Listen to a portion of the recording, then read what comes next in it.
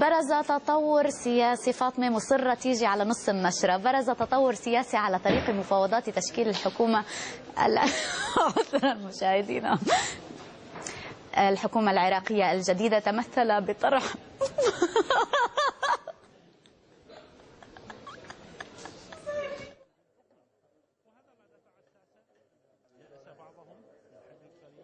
إلى تقديم مقترح يدفع باتجاه أن يشجع كل من أطراف النزاع فريقا معينا، ومن يحصل فريقه على كأس العالم.